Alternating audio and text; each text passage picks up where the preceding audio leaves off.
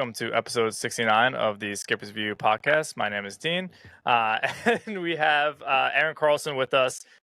She is the author of No Crying in Baseball. For our YouTube watchers, which there aren't too many of you, most of you guys listen, I have the book right here. This book will be given away tomorrow on our Twitter, so make sure to check it out.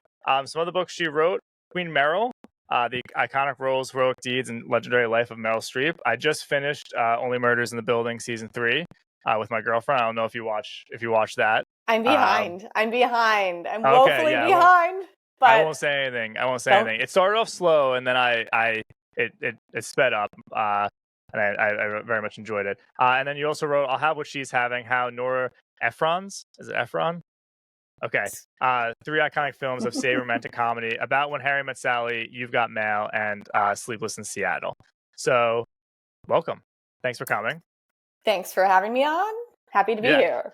So I was explaining the story where we interviewed Joe Posnanski, for those of you who listened to that interview. And at the end of each interview, we asked kind of the authors who give us an author that you're reading about, who you should reach out to, who's reading Erin's book. So he turned us on to that, and we set up the interview. So it's different. It's more of like a Hollywood book. It's obviously the movie's about baseball, not Major League Baseball, but the Women's League. But it's really like the backstory of the making of the movie, which I thought was really cool. And I rewatched the movie, and I can't remember the last time I saw it. I probably saw it like 15 years ago. I left way more than I thought I would during it. I thought it was going to be like, it's like the 90s, and although I like 90s movies, I was laughing a lot. So what motivated you to go into this book? Because you obviously your rom-coms and everything. This wouldn't really be a rom-com. I mean, well, 2 things, because my first book was about the Nora Ephron rom-com trilogy. That has nothing to do with sports. It has nothing to do with baseball. But 2 years ago, I just had my first child. I was sitting around, on maternity leave, watching a lot of TV. And 2 things inspired me to, pitch this book to my agent and then my editor at Hachette. I watched the Field of Dreams. There was a Field of Dreams game, at the original location. I think it was White Sox versus. I forget who they played, but it was like Tim Anderson hit a walk-off home run into the cornfields, and everyone went crazy. Yes, Costner came out of the corn, and he was milking it. He was Ray Kinsella. Like he was just, soaking up the nostalgia, and I started crying. I was like, oh my God, this is giving me all the feels. Around that same time, I was like scrolling, the cable channels. I still have cable, and A League of Their Own was on, because it's always on TV. Right now, it's somewhere on TV. Netflix. It's on Netflix too. And Netflix, yes. Yeah. But it's coming off in like 3 weeks, so watch it there if you. Yes. Great plug. So I got sucked in, and I hadn't seen the movie in like 20 years. I'm an elder millennial, but it's just struck me as it's a really, really, really good movie, but it struck me as a movie that would be fun to write about the making of, because it had a lot of parts that were just irresistible to me. Tom Hanks was at a crossroads in his career. He wasn't the Tom Hanks of Forrest Gump, and Saving Private Ryan. He hadn't had his Oscars yet. So this role was like, a second chance for him after he'd had a lot of flops. You have Gina Davis, who to me is delivering the performance of her career, having no baseball experience whatsoever, but playing the greatest player in the league. And then you had like Lori Petty in that underrated performance of Kit Keller. And then you had Penny Marshall, the director, who was a character, just a real tomboy and like personality. And she was really hard on a lot of people, including Madonna. There was some drama on the set, and Madonna at her peak. Yeah. I mean, oh my God. I had no God. idea Madonna was in this movie. So I watched, like I told you, I watched the movie first, and then I read the book, and I was like, why is that person so familiar? And I just like completely, I'd forgotten really who was. I remember Tom Hanks was in it, but I was like, and I looked on Wikipedia real quick. I'm like, that's Madonna. totally didn't realize. And also, I mean, it looks like her when I realized it was her, but she wasn't in that many movies though, right? She had done a few. She did a movie called Desperately Seeking Susan in 1985 where she played kind of a version of herself, like a downtown Manhattan cool girl, but she wasn't known for her acting. She was the biggest pop star in the world. She was this was 92. She was our Taylor Swift. Her Blonde Yeah. Ambition was like Taylor's Eras tour. It was insane. So you had this big star, and she wanted to become a movie star above everything else, but she wasn't like, people were wary of casting her to be the lead in any movie because her acting skills were just not, how do I say this in a nice way, developed. So she had her eye on Kit Keller. That's Dottie Hinson's younger sister, Georgina Davis's younger sister. Mm-hmm. But Penny Marshall was like, look, I don't think you can carry a movie right now. So just join the ensemble. But she wanted to figure out if Madonna was trainable first. Penny didn't care how famous you were. Like, if you couldn't play ball or have that athletic skill, then you were not hired. So that ruled out a lot of actresses, like a lot. And everybody wanted to be in this movie because it was such an unusual part for a woman. So she had Madonna train with Joe Russo, the coach. Mm-hmm. And he's like, she's a compact girl. She has a good stance. She's trainable. And Penny was like, great. So Madonna was in the movie, just based on that audition or so with Joe Russo. Because they had like tryouts and everything, right? For this, like it was a pretty deep process to get casted.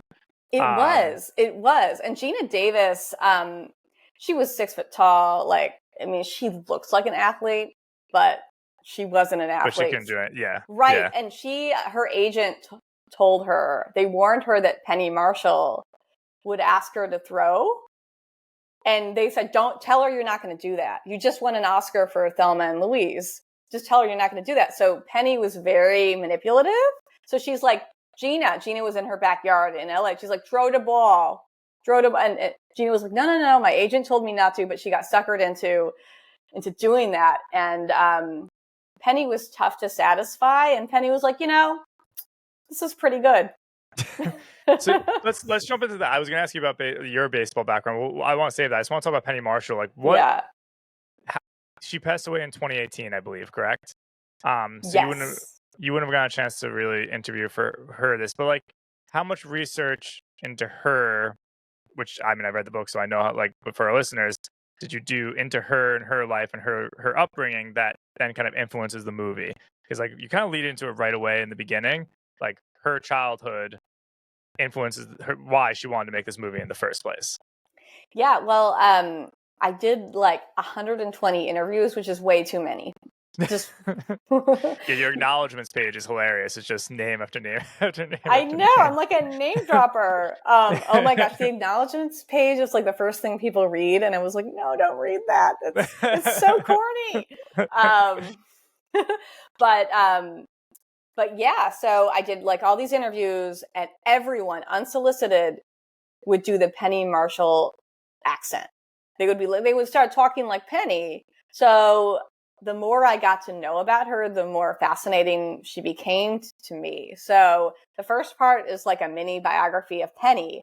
She grew up in the Bronx and in the 50s, and she was like a self-described tomboy. She loved to hang out with the boys, in the park and play ball, and she could outrun them, which they hated, and she loved. And she just loved that camaraderie and just getting dirty and being one of the boys. Her mother did not approve of that. She's like, Penny, you can't outrun the boys. Like, basically, who's going to marry you if you're better than them, if you're not a quote-unquote lady. So Penny went into dancing, then acting, and then took a different route. So when this, she was Laverne in Laverne and Shirley, which our parents watched, and she got to do some physical comedy in that.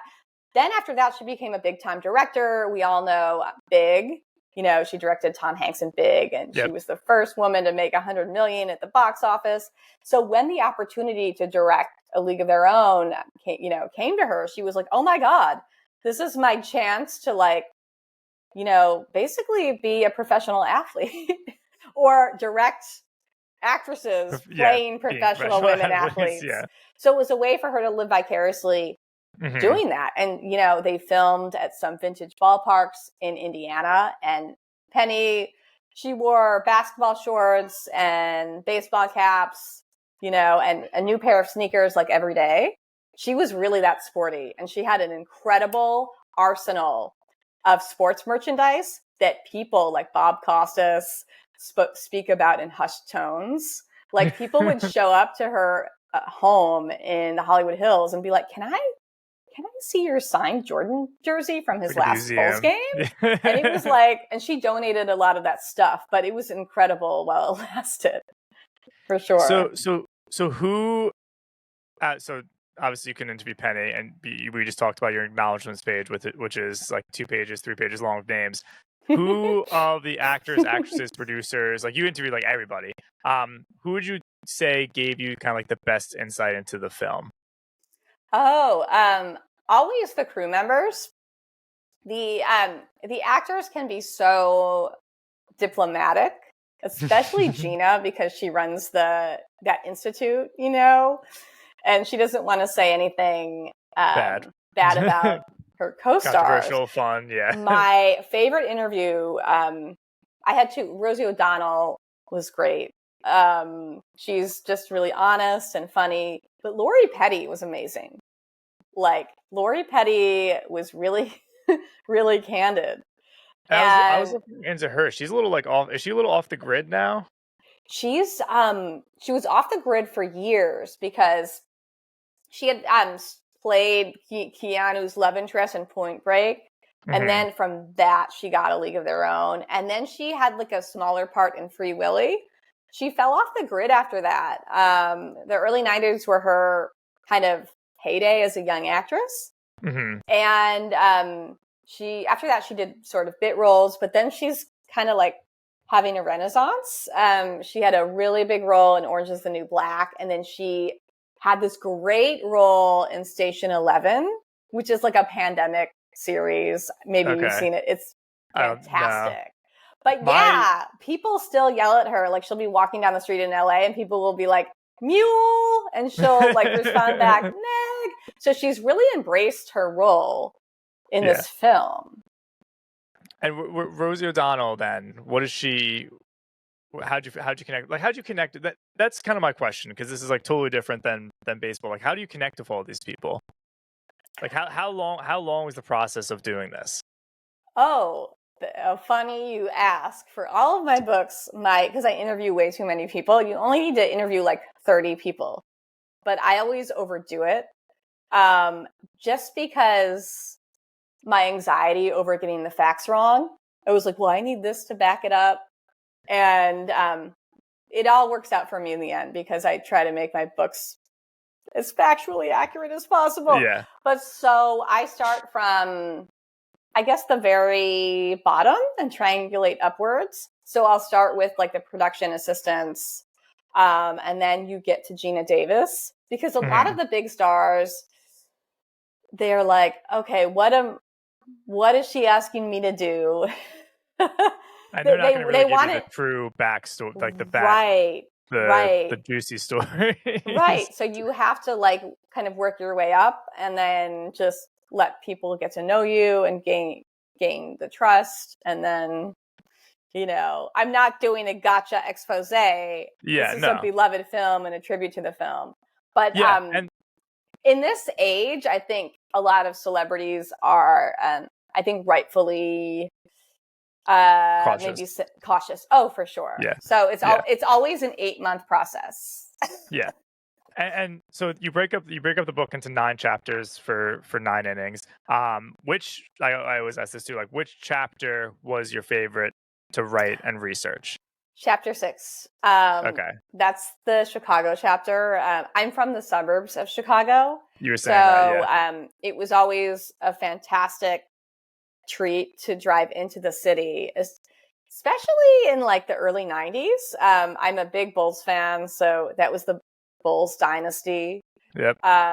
So And that's Chicago was where like all a of this, party.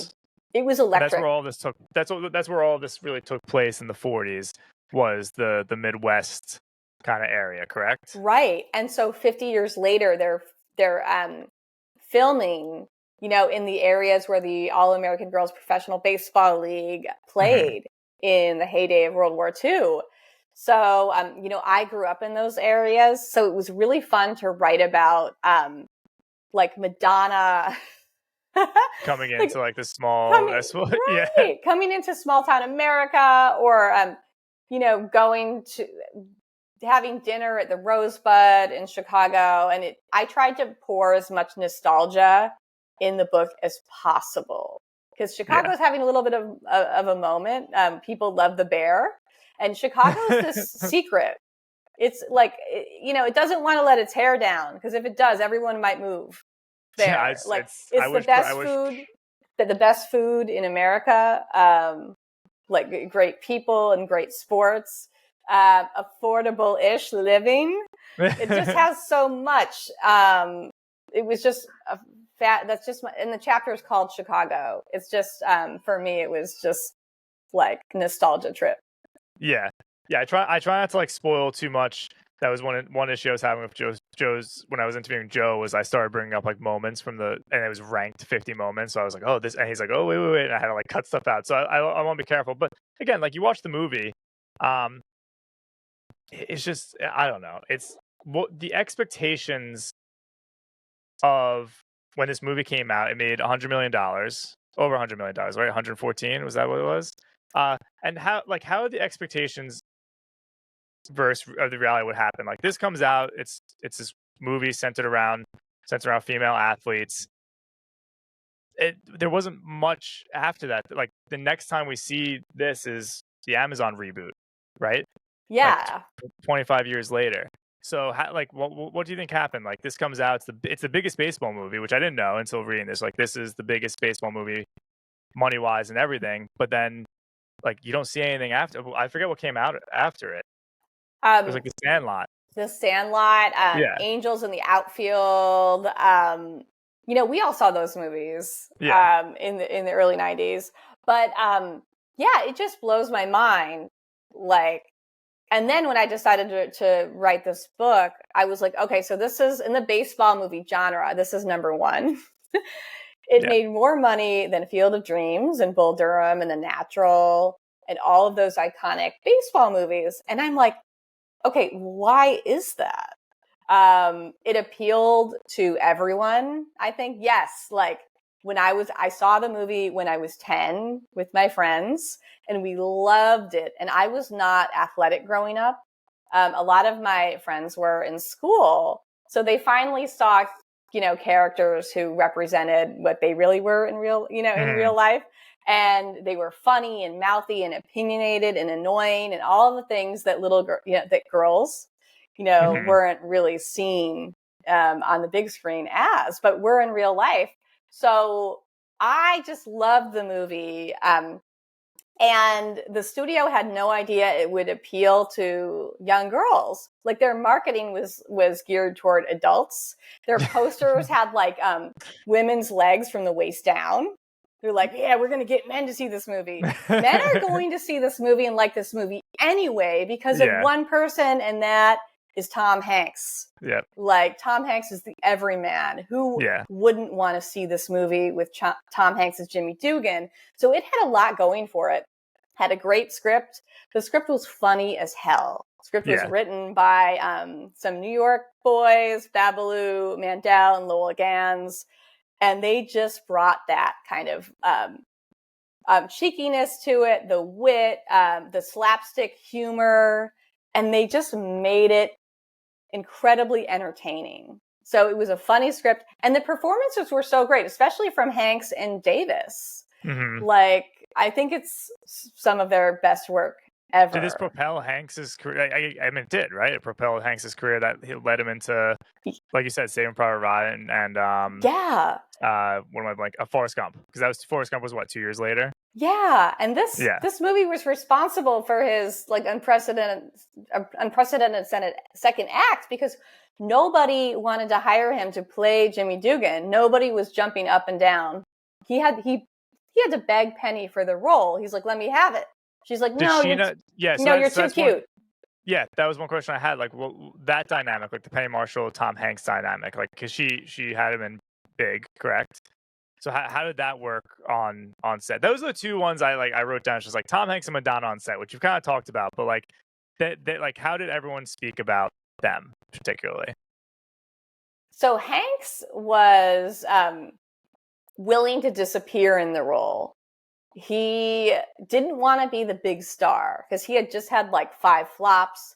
One of them was Bonfire of the Vanities, which was like a terrible bomb. So he went away for a while, like a year and a half, to regroup, came back. He's like, I don't want to be the main guy. I want to be the comic relief. And Penny was like, nah, you're too cute. The girls are going to think you're cute. And he's like, no, I'll do it. I want to gain weight. So she had him gain weight. Yeah. And he became this disgusting slob. Off screen, he was Mr. Family Man. He's like, yeah, he brought his wife Rita to the set, and like Colin Hanks and his baby Chet Hanks. Yeah. But he was Mr. Family Dude. But once the camera started rolling, he would do things like, you know, when he spits, you know, on Ira Lowenstein or David Strathairn's shoe, that was improv. So Strathairn had to sit there and like not bust up laughing. The pee scene just So the pee scene was and this is how Penny and Tom worked together. She liked actors who could improvise on the spot. Mm-hmm. And just like she did on Laverne and Shirley. So Tom, who started out on TV in Bosom Buddies, which is an insane show, Google it. Never seen it yet. So they just worked really well together for that. So that pee scene where Jimmy Dugan walks into the locker room and he's drunk, sloppy drunk. He's like, yeah, you know. Penny had timed his pee. You know, wait. I'm going to backtrack. She didn't tell him how long he would be peeing. So she had like a garden hose that she was, putting into a bucket. You know, she was pouring the water into the bucket, and that was supposed to stimulate the pee so that he could then, and she was off camera doing that. And so she just wanted to see how long he could go. And it was like 56 seconds.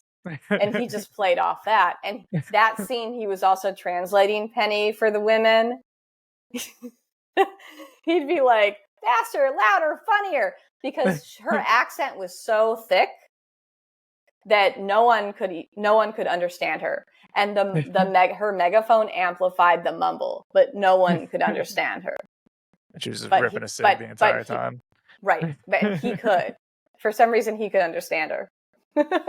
That's hilarious.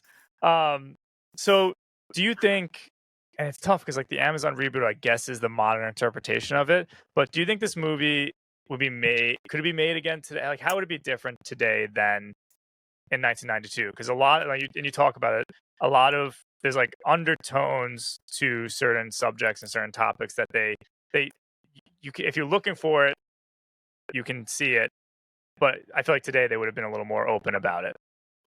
Oh, for sure. The one way that it would be different, if this movie were made today, the truth of the league would be in there. And the truth was a very large number of the original players of the All-American Girls Professional Baseball League, say that 5 times fast, were lesbians.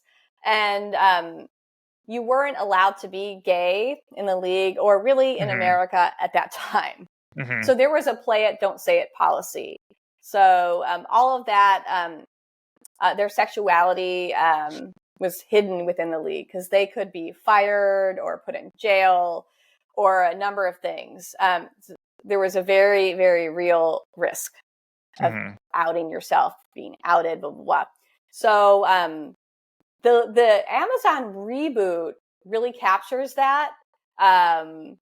that sense of belonging that the original players found in those like love affairs and relationships, and the dangers of exposing your sexuality to the public. Penny kept that all out of the movie. It was just like, there's the subtext. There's like hints to it, right, and but it's not in your face at all. Right. And I think that was due to Penny's fears that acknowledging the queer history would damage the film's prospects at the box office and make the film niche instead of broadly appealing. So I think that was her concern there. That's not an excuse. It was a different time. And at the same time, Marla Hooch. I call them by their player names. The actress's name is Megan Cavanaugh. Marla Hooch told me, Penny was not gay. She was playing in a boys' club. So I think that she didn't fully understand the significance of staying true to the actual history. Yes. But then again, she captured this love of baseball. And any good baseball movie, number one, has to have that pure love of baseball. And the movie does that. The TV series itself, there's the joy of baseball there, but the storylines are heavier. Yeah, for sure. The humor is a little more cutting edge. I watched like the first episode. I jumped into it a little. I was like, I have to see what the difference is. And that was one thing my dad said. He's like, you're gonna have to watch the whole Amazon show too. And I was like, I can't read a book, watch the movie, and watch the Amazon show in like a week. I'll see what I can do. I know. It's the good thing is I feel that the movie and the TV show are so different. They're different things. It was still good, but it was not the same. I guess I thought it'd be a little more the same vibe, same vibe. It's not that it wasn't the same vibe. It wasn't in the same world. Like, I say world because I'm like a Lord of the Rings, Star Wars guy. Like, it didn't feel like in the world of A League Their Own.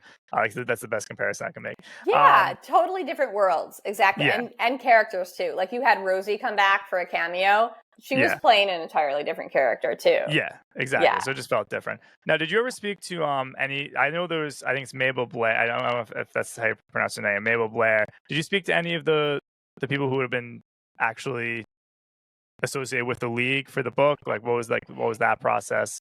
So, yeah, I didn't get to speak with Mabel, which I had written the book, and then I was like, oh my gosh, I should have talked to her. Like, this is ridiculous, because she was on these panels. She came out, at like 100. That was recent too, right? Yeah. So I was like 10 years something. Well, my biggest regret with this book, but I did get to speak with, her name is Mary Moore, and she's incredibly spry and funny and has this incredible memory. And she's in, the kind of very sentimental finale of the film. At Cooperstown. This Used to Be My Playground is playing over the casual game played by the, original players of the league. Yeah. Mary Moore was one of those players. And they didn't know that they were being filmed in that sequence. Oh, you're talking about at the field? At Doubleday Field at Cooperstown. Yep. They didn't know they were being filmed, and so Penny just, she just like put on the camera and started pointing at them. She's like, "Who can slide?" And Mary was like, "I can." So yeah, Mary is in the movie sliding, and she has this great anecdote of Penny arriving to film those scenes at Cooperstown via helicopter. The helicopter landed on Doubleday, and she walked out of it eating a slice of pizza. So that opens that chapter, because how could it not? This is very much like a Penny Marshall. I don't want to say biography. It's not a biography, but I could tell just that was your favorite. You said Chicago was your favorite part, but Penny Marshall's your favorite quote unquote character from all of this, I would assume.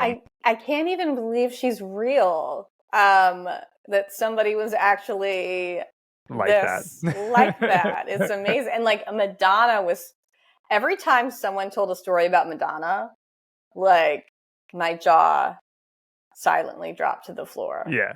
Because Did you try to get her? Oh yes, I tried every avenue that I could think of. I went through a friend at the New York Times, who's their pop music editor and loves Madonna. And Madonna she only wants to participate if she's controlling it. She would probably ask to read the entire book before it's published, and I don't want to do that. She would, but this is also like, even the negative parts about her in the book are actually a positive for her, because they kind of burnish her brand as the provocateur, like Taylor Swift of her day. So I hope she likes it if she reads it. Hopefully she does. Oh yeah. So quick, just baseball question. So because we are a baseball podcast. What's your baseball background? Like, who'd you root for growing up? All that. So, I grew up in Batavia, Illinois, and we were all Chicago Cubs fans. My father was the biggest Cubs fan of them all. He's a salesman by day, but just an athlete through and through. An incredible baseball player. So incredible that he grew up with the name Jerome. That's his original given name, but his nickname is Babe. Just a really large shoes to fill. Exactly, like Emily Blunt in The Devil Wears Prada. So my younger brother's an incredible athlete, and I'm the oldest girl. So if they wanted to go play catch or whatever, I would be like, well, I can sit on the couch, or I can go to the park. So I would just my dad would be like, okay, I'm going to throw to Tim. And then he felt bad because I was just sitting there. So I'm a good hitter. I'm a good hitter. Better than Gina Davis. Oh yeah. Yeah. I'm afraid of I cannot field it's embarrassing. It's just completely embarrassing. And I went to the arts. I just gravitated toward that. But I loved going to games, growing up. I loved going to Wrigley Field. Mm-hmm. I loved that mythology of baseball. I loved the ballpark nachos. I love the smell of my father's beer, not the actual taste, but I love the smell. I loved how happy everyone was. And then I also loved baseball movies. So anything that Kevin Costner is in, I'm obsessed with. like Ray Kinsella in Field of Dreams. So are you gonna do a Kevin Costner book? So you're gonna stick with sports? I would never. He's the Madonna of actors. He'd have to control it. Oh, really? I don't know any of this. I don't know. He should write his own memoir for sure. So what's next for you? Are you going to stay in the sports movie world at all? I think because of this book, and I love this is so unexpected for me, but I think I'll be doing sports podcasts forever. but I love that. I think that makes my dad so happy too. My next book is a departure from sports. Fingers crossed. I'm looking at doing something. I'll just give you a one-word hint: corset. Okay. So I told that to somebody. They're like, horses? I was like, corset. Like what Kate Winslet wore in Titanic, but that's not the movie I'm going to write about. But it's a period piece. Yeah. Now this is going to drive me nuts. I'll tell you after. You're going to have to tell me off after I hang up. It's going to. I'm already Googling to try to figure it out. Yeah, that's going to drive me nuts. Wait, let me think for a second. No, I can't. I'm not going to be able to figure it out. You have to tell me after. Okay, quick, just modern. I saw it on your Substack. Taylor Swift and Travis Kelce. Is it a conspiracy theory with the NFL or no? My girlfriend is saying yes. so I'm not. She's more into the media world than I am. So I'm right now. I'm going with her, but you seem like the expert, so I'm going to go with whatever you say. It's real. Okay. I think it's absolutely real. But it's weird because Taylor normally dates like British actors and performers, like little guys, like little squids. I said they had barista energy.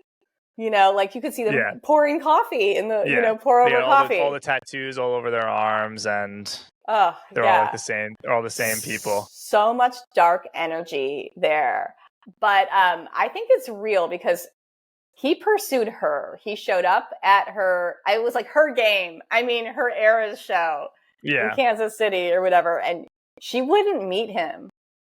And he then he talked about it on his podcast, and then manifested that meeting. And I think he just charmed her. I mean, how could you not want to go on a date with that? He's confident. He's fun. Good-looking guy. He's great good athlete. Looking. He's funny. It's not going to last because she likes the barista-looking guys. You know what I mean? But it's not going to last. But he's gonna be beloved by Swifties. Well, I was reading your article. It was like his Instagram following. Are you a Swiftie, by the way? Oh yeah. Okay. Yeah, but I wasn't a Swiftie. I never listened to her country albums, and I wasn't a Swiftie until her album 1989. Oh, okay. That was when she became a pop artist from country. Okay. All right. Yes. So you weren't country Taylor. You're more pop Taylor. Absolutely, and I'm very happy for her and Travis, even though it's never going to work out. It's not that I'm not happy for them. It's just like, one, I was going off of what Deirdre was telling me, and then two, like I was watching the game because I watch football, and then it's like the first commercial is Taylor Swift's movie, and I'm like, I don't know. The conspiracy isn't. It's not like a collusion between the NFL and Taylor and Travis. That's what I was thinking. It's the NFL being smart and taking advantage of it. Yes, and that's good business. All right. I can go with that then. And it's going to be great business for Travis. Like he's going to get more. His jersey sales. His jersey sales. He's like top 5 now. 400%. That's insane. I know. I'm not going to get one. But his Instagram. Yeah, you had a whole your little like bullet. Your little bullet list of all the positives from it was hilarious. It was like 700,000 Instagram followers, like up in like a week. That's crazy. Yeah. And like her just drawing attention from the actual game. Like I couldn't tell you who won. I just know that she was there with Blake Lively and Ryan Reynolds and like Hugh Jackman somewhere in that. Yeah, Hugh Jackman was like the one out of them that I actually, because I'm like a superhero movie guy. I'm like, oh my gosh, Wolverine. Hugh Jackman, and him. I know him and his wife. That's the only like Hollywood news I know is that him and his wife just got divorced or like separated. But I see like Hugh Jackman walking in. They're not talking about it. I'm like, oh my god, Wolverine. And every time they're cutting to her, I'm looking for him. And they were just keeping it on her. So it's so weird. Like she makes Wolverine like feel irrelevant. That's how big she is. There was some question I was getting is like, what is bigger, Taylor Swift or the NFL? And like right now, it's Taylor Swift because she's owning the NFL. So I think the answer has to be crazy to me because the NFL is like huge and you can't ignore it. No, and it's the number one trending thing every week. So I one of my friend's girlfriends. She just happened to be going to the game this past Sunday night at MetLife. Like this girl's never, I don't think, watched football in her life. And I see her. I'm like, oh, like you following Taylor Swift to all the games? She's like, actually, I'm going tomorrow night. But like we bought the tickets a while ago. I was like, yeah, okay. This girl like tracks Taylor's location. All right, so no crying in baseball.